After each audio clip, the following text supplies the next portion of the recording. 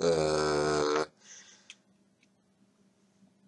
Dans une vidéo précédente, je disais que la Belgique, principalement la Belgique plus que la France, parce que la Belgique, on continue à travailler, et on continue encore à travailler d'ailleurs, donc la question se pose toujours, on mettait en danger la paix sociale, parce que, disais-je, et c'est vrai, la paix sociale n'est absolument pas due en Belgique, en tout cas, aux lois sociales, qu'elles soient loi du travail, salaire minimum et loi sociale, aide sociale, revenu minimum, etc., qui ne correspondent plus aux réalités économiques actuelles, ni au niveau de loyer qu'on demande dans les villes, ni au niveau du pouvoir d'achat. Le pouvoir d'achat a vachement diminué, on le sait.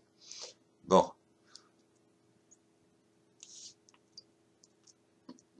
la paix sociale en Belgique n'est pas due aux lois sociales, elle est due uniquement au fait qu'il y a des cafés qui ouvrent, où on va boire le soir, où on s'enivre, une fois au minimum, 1 à 2 fois par semaine, pour oublier et pour se détendre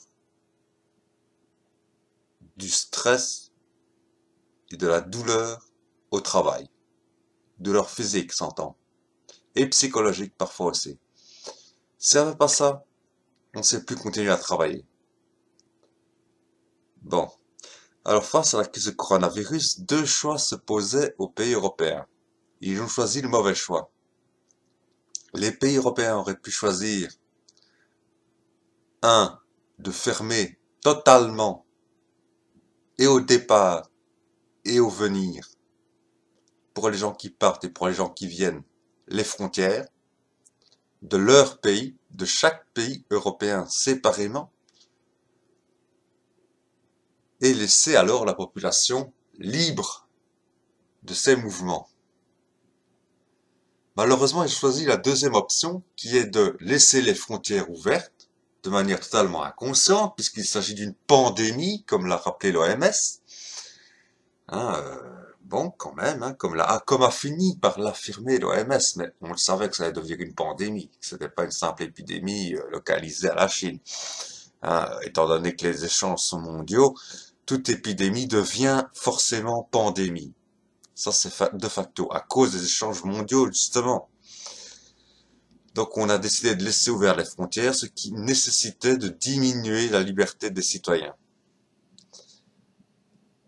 Au risque, en Belgique, par exemple, de mettre en grand danger la paix sociale.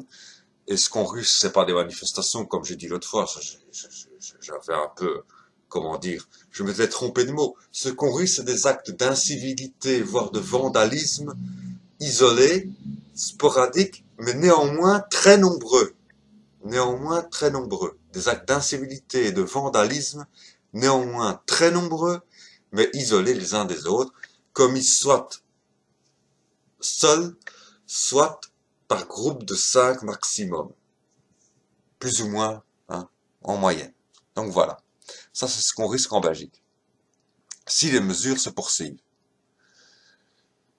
Parce qu'il y a des gens qui doivent continuer à aller travailler, et je regrette, depuis une vingtaine d'années, c'est un fait, lorsque tu gagnes le salaire minimum, et je ne parle pas du salaire minimum convention collective, mais du salaire minimum, c'est-à-dire les fameux 1400 euros par mois, ce que touche par exemple quelqu'un qui nettoie la rue, quelqu'un un bon, ou une aide ménagère, hein, titre service et tout, etc. À plein temps, hein, donc voilà, hein, ou à mi-temps, peu importe, à plein ou à mi-temps, les 1400 euros, quand on touche ça, on ne baisse pas. On ne baisse pas. Depuis 20 ans, c'est comme ça. Et je pense notamment aux jeunes qui sont totalement insérés, qui ont fait des études techniques professionnelles, qui commencent à travailler, qui ont à peine 18 ans, 19 ans, qui commencent tout juste à travailler. Leur seule occasion pour trouver une nana, c'était les bars. C'était même pas les discothèques, parce que les discothèques, ils peuvent même pas s'offrir, ces gens-là. Ils peuvent même pas s'offrir la discothèque, ces gens-là. Écoute, une discothèque où un Coca-Cola était en l'an 2003 à 5 euros, maintenant, je sais pas combien ça vaut, mais j'ai entendu quelqu'un qui s'est payé un café à 7 euros. Je me dis, oui, avenue Louise. Je me suis dit, bon, ça doit être une boîte de nuit, parce que c'est le prix boîte de nuit. Un café, 7 euros, boîte de nuit. Boîte de nuit. Bon. Si tu sais mettre ça, c'est pas, alors tu gagnes pas le salaire minimum, hein, tu gagnes beaucoup plus, hein.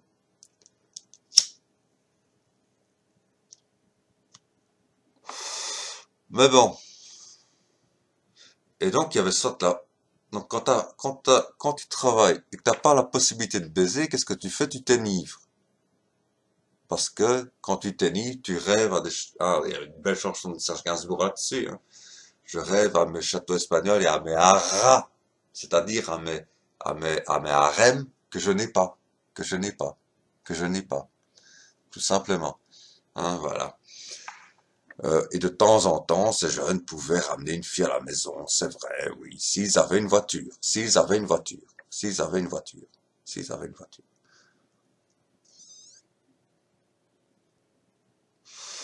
Mais bon, donc c'est en ce sens-là que la paix sociale est menacée en Belgique. Et si on continue à faire travailler la majorité de la population sans compensation, c'est-à-dire sans cette fameuse wheel à la machine que oui, la machine que constitue l'alcool qu'on vend dans les bars chaque week-end, chaque soir, etc. Hein, bon, voilà. Mais c'est pas parce que c'est l'extrême droite qui a commencé à dire qu'il fallait fermer les frontières que c'est une idée fausse. L'extrême droite a parfois de bonnes idées. Mais comme c'est l'extrême droite qui l'a lancé, cette idée, on l'a pas fait. On a dit, ah non, c'est une idée d'extrême droite. Ce qui est vraiment d'extrême droite, c'est de dire, il faut fermer les frontières définitivement. Ça, c'est d'extrême droite. Mais dire, il faut fermer les frontières le temps que la pandémie cesse et qu'on trouve un médicament, au minimum un médicament, ou au minimum un vaccin. Mais c'est mieux un médicament qu'un vaccin. Mais qu'on trouve ou un médicament ou un vaccin contre ce fameux coronavirus SRAS-CoV-2, c'est-à-dire Covid-19, qui provoque la maladie Covid-19, le temps qu'on trouve un vaccin ou un médicament contre ce virus, ce coronavirus, eh ben, on laisse les frontières fermées. C'est ça qu'il aurait fallu faire, c'est ça qu'on n'a pas osé faire, et à cause du fait qu'on n'ait pas osé faire cela, maintenant nous sommes tous en Europe sous confinement. Eh, Et il y a eu plus de morts en Italie qu'en Chine. Je tiens à le... Ça a été rapporté par la Libre Belgique. En Italie, en un mois, plus de morts qu'en Chine en deux mois. Bravo. Le confinement, ça sert pas à grand chose, manifestement. Voilà.